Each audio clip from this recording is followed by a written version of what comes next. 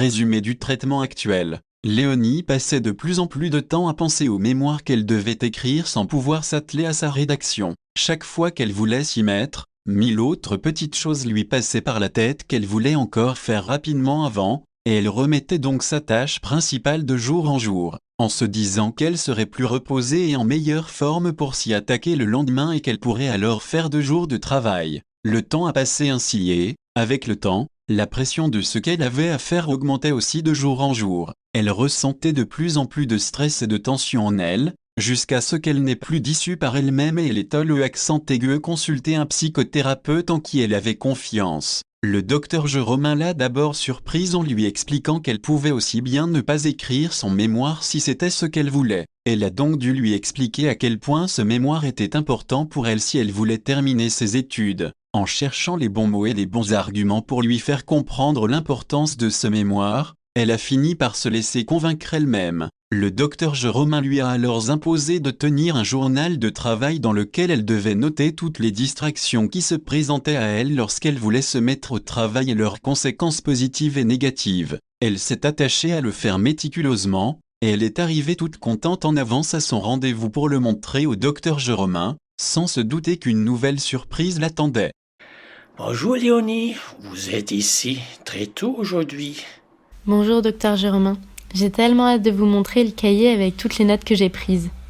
Je me suis mise au bureau pour commencer à écrire le mémoire, mais à peine commencé, il y avait souvent des idées qui me venaient pour ce que j'avais encore oublié de faire ou des messages d'amis sur mon portable auxquels je devais répondre. Il y a toujours 1000 autres choses qui m'interrompent et je n'avance que lentement. Le soir, je me sens souvent fatiguée au point que j'ai du mal à me concentrer et à ne pas m'endormir sur ma chaise. Je vois que vous avez déjà commencé à faire du bon travail. Mais voyez, nous pouvons faire mieux. Nous pouvons faire mieux en ajoutant un peu plus de discipline. Mais je sors à peine de chez moi et je m'efforce pour rester presque toute la journée au bureau jusqu'à ce que je m'endorme d'épuisement et de fatigue, même si je n'arrive pas toujours à concentrer mes pensées. Je fais tout ce que je peux, même si j'ai encore du mal à progresser.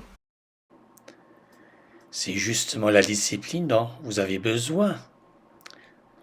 Voilà, pour commencer, vous allez vous forcer maintenant à travailler moins.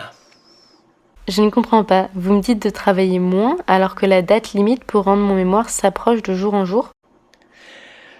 Oui, vous avez bien entendu.